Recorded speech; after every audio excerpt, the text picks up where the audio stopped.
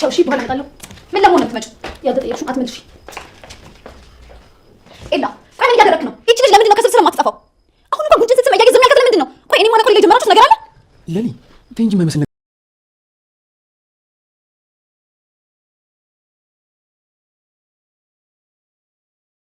ባርኮት የእህቱ መታገት የጥፋተኝነት ስሜት እየተሰማውና ምክንያቱ እሱ እንደሆነ እየተጸጸተ ይገኛል። እንግዲህ ከዚህ በፊት ፍቅር ባቀነባበረችው ሴራ አደይ ላይ ብዙ ፈተና ሲደርስባት ለምን ይህን ትሰሪያለሽ በማለት ተቆጥቷት ነበረ። ያንንም እያስታወሰ ብቻውን ሲተክዝ ነበር። አሁን ለእህቴ መታገት እኔ ነኝ ምክንያቱ ሲል ነበር። ዴቭም እንደዛ ከሆነማ እኔም እኮ ልጠብቃት ይገባ ነበረ፣ ብቻዋን ትቻት ስለሄድኩ ነው እንደዛ አይነት አደጋ የተፈጠረባት እያለ ብቻ ሁላቸውም በጸጸት ስሜት ራሳቸውን እየወቀሱ ይገኛሉ። ባርኮት ገንዘቡን ልኮ እህቱን እንዲለቁለት ቢለማመጣቸውም እነሱ ግን አደይ ላይ እስካሁን ስትፈጽም የነበረውን ግፍ እያስቆጠሯት ይገኛሉ። ሰላም ጤና ይስጥልን ውድ ቻናል ቤተሰቦች እንደምናላችሁ በያላችሁበት በዓለም ዳርቻ ሰላማችሁ ይብዛ እያልኩኝ ሰራተኛዋ አደይ ክፍል 35ን አጠር አድርገን የምናይ ይሆናል። ደመቀን መራር እንዲሆንና እንዲጨክን ያደረገው አንድ ጉዳይ አለ።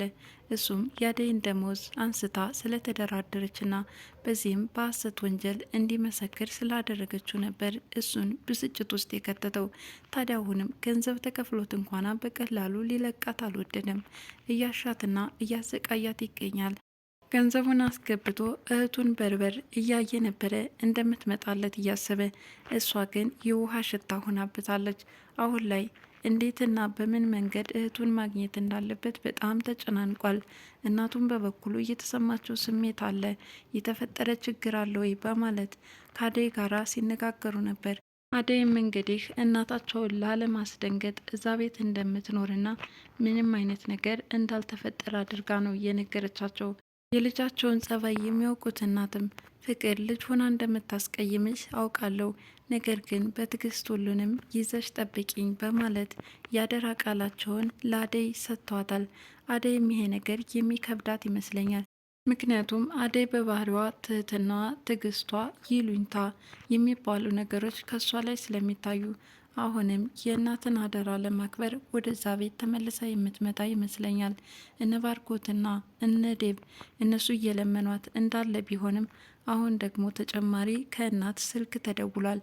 ይሄ ነገር ወደ ቤታቸው እንድትመለስ ያደርጋታል ብዬ አስባለሁ። ሌላው ጉዳይ በለምለምና በሊዲያ መካከል ያለው ጦርነት ነው።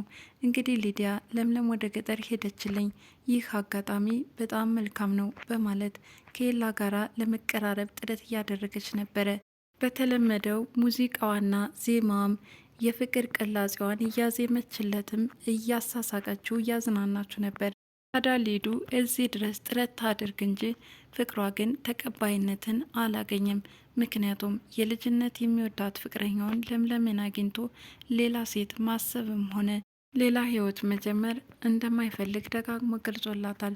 ይህንን ሁኔታ በጥንቃቄ ስታደባት የቆየችው ለምለም ዛሬ ላይ መረር ብላለች። እንደውም ከቃላት ልውውጥ አልፈው ቢላ እስከ ማንሳትም ደርሳለች። በተለመደው ንቀቷ ለማንቋሸሽ ስትሞክር አፍሽን አትክፈች በማለት ሽንኩርት እየከተፈች የነበረችበትን ቢላ በማንሳት አስፈራርታታለች። ሊዲያም እየተንቀጠቀጠች ነበር ይህን ነገር የተመለከተችው። እጅግ በጣም ያስፈራም ነበረ።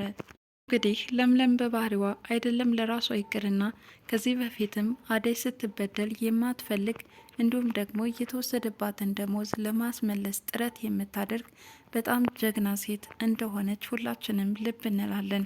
አሁንም ቢሆን እንዴት መብቷን ማስከበር እንዳለባት ሊዲያ ላይ አሳይታለች። በእርግጥ ለምለም የተጠራጠረችው አንድ ነገር አለ።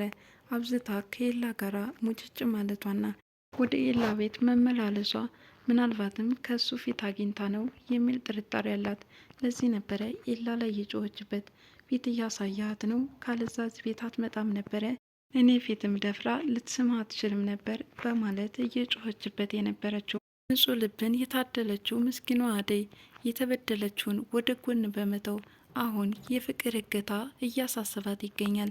እንግዲህ ከዴቭና ከባርኮቴ ጋር ሆና ስለ ፍቅር ወጥቶ መቅረት እየተጨናነቁና እያሰቡ ከቆዩ በኋላ ወደነ ኤላ ቤት በምትሄድበት ሰዓት ከንጉስ ጋር ሲገጣጠሙ ምናልባትም ከፍቅር ጋር ተመካክራችሁ ባርኮትን ለመጉዳት አስባችሁ ከሆነ እንዳታስበው በማለት ዝታበት ነበር።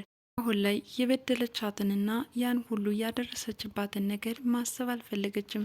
ብቻ ካለችበት ነገር እንድትወጣ ጥረት እያደረገች ነው።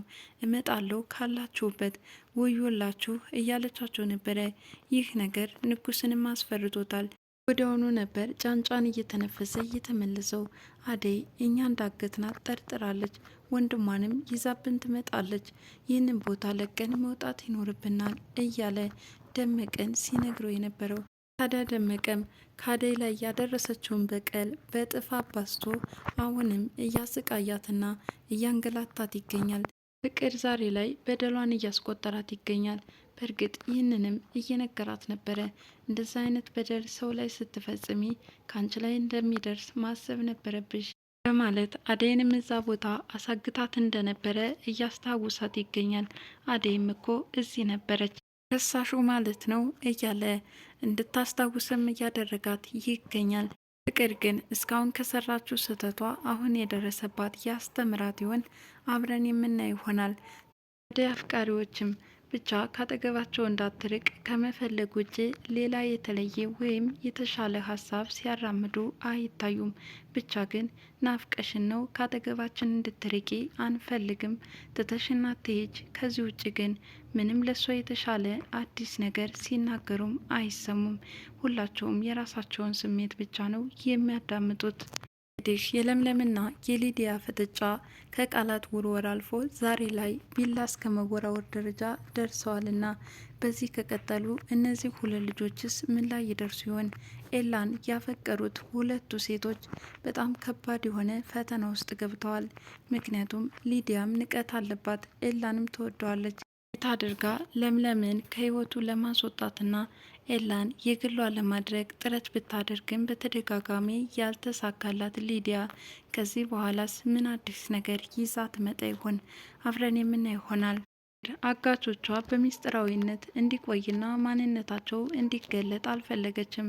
ይህንን ያደረገችበትም የታገተችበት ዋነኛው መንስኤ ምን እንደሆነ በሚስጥራዊነት እንዲቆይ ስለፈለገች ነበረ። ወዲያውንም ሚስጥራዊነቱ እንደተጠበቀ ይቀጥል ይሆን? አብረን የምናይ ይሆናል።